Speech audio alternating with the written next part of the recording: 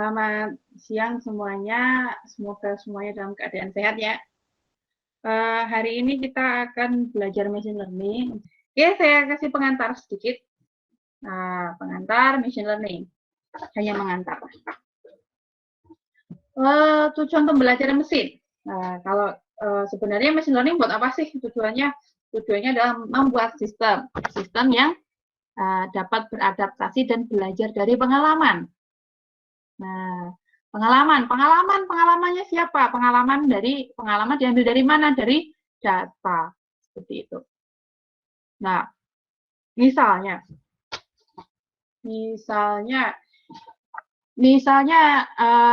orang akan pengen menyimpulkan membuat survei, apakah seorang calon presiden akan menang atau tidak berdasarkan survei, atau mungkin zaman sekarang modelnya adalah sentimen analisis nih. Siapa yang misalnya calonnya A sama B. Sentimennya positif A berapa, negatif A berapa, positif B berapa, negatif B berapa, dan seterusnya. Misalnya seperti itu. Nah, dari survei. Kemudian mengenali angka kode pos dari tulisan tangan. Nah, zaman dulu kalau tulisan masih pakai tulisan gitu, ada kode pos. Tulisan tangan. Pengennya adalah misal pun itu adalah tulisan tangan, harapannya di scan itu bisa langsung kedetek gitu zaman dulu. Kalau sekarang belanja online bisa pakai barcode langsung ketahuan alamatnya gitu. Beda zaman sekarang.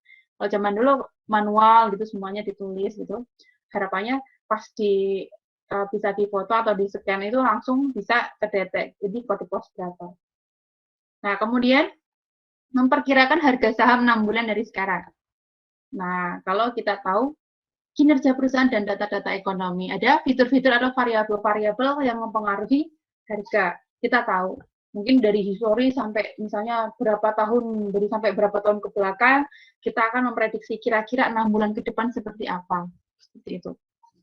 Nah, kemudian memperkirakan apakah pasien yang terkena serangan jantung akan kena jantung lagi berdasarkan data. Kira-kira dia akan kambuh lagi atau tidak. Nah, berdasarkan data, apakah data historinya dia sendiri ataukah mungkin data histori orang-orang lain, pola kasusnya, kasus yang mirip, ataukah historinya dirinya sendiri. Itu. Nah, berdasarkan datanya apa? Bisa ambil demografi, pola makan, dan tindakan bisnis yang telah diambil. Kemudian memperkirakan jumlah glukosa dalam darah seorang penderita diabetes berdasarkan spektrum penyerapan sinar infrared pada darah pasien. Misalnya, infrared sekian itu kira-kira deteksinya, kalau deteksinya nanti misalnya ada data, kalau spektrum sekian, glukosanya sekian, seterusnya gitu. Nanti lama-lama tinggal nggak usah ngitung glukosa lagi, tinggal di penyerapan sinar infrared sekian, langsung bisa memprediksi gula darahnya kira-kira sekian. Itu dari belajar dari data atau pengalaman. Nah, kenapa belajar dari data? Semuanya juga sudah tahu bahwa kita semua belajar dari data. Ekonomi semuanya itu adalah dari data ya, dari data. The world is driven by data. Berapa banyak posting baru di medsos dalam satu hari? Banyak sekali. Nah, pasien di rumah sakit per hari, ada banyak. Transaksi kartu kredit sehari, nah, berita dalam satu hari. Semuanya itu adalah data yang bisa kita gunakan, apapun bentuknya. Apakah berupa teks, misalnya di medsos, kemudian pasien di rumah sakit setiap hari query-nya bertambah, ada historinya, atau pasien baru, ataukah pasien lama yang datang lagi, dan sebagainya. Gesek-gesek kartu kredit sana-sini, itu udah nambah. Semuanya bisa diolah. Itu. Misalnya berita juga itu bisa. Ada berupa data, meskipun berupa teks. Itu. Nah, bahwa data ada direcord dari fenomena atau kejadian di dunia nyata. Nah, karena dia dari kejadian dunia nyata, harapannya dia juga akan mendekati mesinnya juga belajar seperti kenyataannya. Harapannya seperti itu. Nah, kemudian mau diapakan sih datanya gitu. Nah, kemudian nanti bisa dapat apa dari data kayak gitu? Nah, di sini kita bisa lakukan prediksi, bisa deskripsi, bisa macam-macam, forecasting, dan sebagainya. Dapatkah kita memprediksi sesuatu? Dapatkah kita mendeskripsikan sesuatu? Dan seterusnya.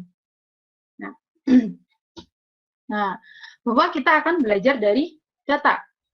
Nah, bagaimana mengekstrak data untuk membantu manusia dalam mengambil keputusan? Nah, ada data. Datanya buat apa sih? Ada gunanya enggak? Misalnya data di mart-mart itu, toko-toko gitu ya. Nah, kepakai enggak sih data itu? Bisa enggak diolah dapat sesuatu? Tentu saja bisa. Untuk mengambil keputusan. Kemudian bagaimana bisa mengotomasi pengambilan keputusan berdasarkan data? Caranya bagaimana supaya bisa diotomasi, otomatis. Bisa misalnya membuat kode program yang bisa mengerjakan pekerjaan di atas. Bikin code terus. Bikin code aja buat mengerjakan pekerjaan. Ini enggak. Daripada bikin kode program yang mengerjakan pekerjaan di atas, mending bikin code atau program yang bikin apa? Komputer bisa belajar bagaimana mengerjakan pekerjaan di atas. Nah, tuh, bagaimana supaya data ngekode, code-nya itu apa? Belajar dari data. Itu. Contohnya adalah misal pengenalan pola angka dari tulisan tangan. Ini adalah kasus pattern recognition, seperti klasifikasi lah. Klasifikasi tadi. Ini kelasnya ada 0, 1, 2, 3, 4, 5, 6, 7, 8, 9. Nah, kalau kita ngomongin pola, berarti di sana ada keteraturan. Yang namanya 0 tuh kayak gini loh. Nah, yang bentuknya kayak gini ini adalah 0. 1, 2, 3, dan seterusnya. Ini yang nulis beda-beda orang nih. Nah, tapi harapannya adalah mesin bisa merecognize. Merecognize ini sebenarnya angka berapa sih? Seperti itu. Ini sebenarnya karakter apa sih? Gitu. Itu adalah pattern recognition. Kemudian machine learning sendiri apa? Machine learning adalah disiplin ilmu dari computer science, ilmu komputer yang mempelajari bagaimana membuat komputer atau mesin atau sistem punya suatu kecerdasan supaya suatu mesin atau sistem itu pinter. Nah, supaya pinter. Ya, kalau namanya pinter, makanya machine learning. Mesin belajar, pembelajaran mesin. Nah, agar punya kecerdasan, komputer atau mesin harus dapat belajar. Nah, supaya pinter belajar dulu. Nah, dengan kata lain, si machine learning ini adalah bidang ilmu yang berisi tentang pembelajaran mesin untuk menjadi cerdas. Bagaimana supaya si mesin itu belajar, pintar kemudian cerdas. Bisa mengenali sesuatu, bisa memprediksi sesuatu, dan seterusnya. Nah, bedanya sama AI apa? Artificial intelligence, kecerdasan buatan sama machine learning itu apa? Nah, ini ada berbagai macam interpretasi ya. Ini interpretasi, salah satu interpretasinya adalah ada yang bilang bahwa machine learning itu adalah bagian dari AI. Bagian, jadi masih masuk ke dalam AI. Kemudian deep learning adalah lebih kecil lagi. Bagian dari machine learning tapi lebih dalam lagi, deep learning. Kemudian di aliran lain ada yang bilang bahwa misalnya gini, machine learning itu bisa irisan antara AI sama statistik, matematik. Nah, memang banyak sih matematiknya. Nah, irisan, jadi dia campuran. Ada yang pakai teknik statistikal, ada yang pakai AI, seperti itu. Nah, kemudian interpretasi yang lainnya ada yang membedakan, benar-benar kayaknya beda banget gitu AI sama machine learning. Nah, katanya bahwa kalau AI cara pikirnya adalah deduktif. Dari atas ke bawah. Oke, kalau ada dari apa namanya? Dari nothing. Jadi misalnya kesimpulannya bikin aturan dulu. Dia bikin aturan dulu. Bikin aturan dulu baru dipakai. Makanya kecerdasannya adalah logika. Ya kalau gini harusnya kayak gini dong. Nah, matematis. Sama if then rule. Jika X maka Y. Berdasarkan premis. Jika A maka B, jika B maka C, maka jika A maka C, dan seterusnya. Begitu. Itu adalah AI. Pakai aturan. Jadi sudah ditegakkan dulu aturannya, baru nanti datanya akan mengikuti aturan itu. Akan masuk kemanakah dia? If then else-nya, seperti itu kayaknya. Maksudnya. Kemudian di pembelajaran mesin dia induktif. Nah, induktif. Datanya dulu mana? Tak cari aturannya. Itu. Dari data dulu. Nah, kecerdasannya kognitif. Ya, belajar dulu. Bukan pinter dulu ya, belajar dulu. Kalau AI pinter dulu, udah tahu aturan baru dipakai ke data. Ini enggak. Dari data dulu. Nah, dia sifatnya ada probabilistis. Probabilitas. Jadi probabilitas kemungkinan ke sini gitu. Kemudian dia juga pakai statistik, kemudian berdasarkan data atau observasi. Pakai data. Aturannya muncul belakang. Modelnya akan jadi setelah belajar. Kalau AI bikin aturan dulu atau bikin model dulu, baru dipakai ke data. Kalau machine learning adalah datanya dulu mana, tak bikin model. Nah, baru setelah dia dapat model yang bagus, nanti data masuk, bisa pinter gitu. Data baru lagi nih datang, oke, bisa memprediksi. Gitu. Tapi itu tadi, dia harus belajar dari data dulu. Kemudian contoh aplikasi machine learning sendiri ada face recognition. Face recognition. Ini kalau ini adalah merecognize ekspresi ya, surprise, apakah misalnya sedih dan sebagainya. Emotion detection ya kalau ini ya, emotion detection ini emotion, face recognition-nya ini sebenarnya mukanya siapa sih gitu. Ini mukanya siapa, ini adalah emotion detection-nya. Algoritmanya ada yang pakai decision tree, ada yang pakai adaptive boosting. Itu adalah ensemble learning, gabungan dari beberapa algo. Kemudian ada yang identifikasi pola suara, jadi suara diidentifikasi. Ada yang emosi juga, deteksi emosi, tapi pakai suara. Nah, suara apakah dia senang, marah, sedih, dan sebagainya. Itu juga bisa dideteksi, identifikasi. Kemudian bisa juga dipakai untuk mendeteksi pencurian data credit card. Kemudian untuk targeted advertising, jadi mau iklan tapi ya tertarget gitu. Jadi yang kemungkinan akan mau membeli, klik through pattern dan sebagainya.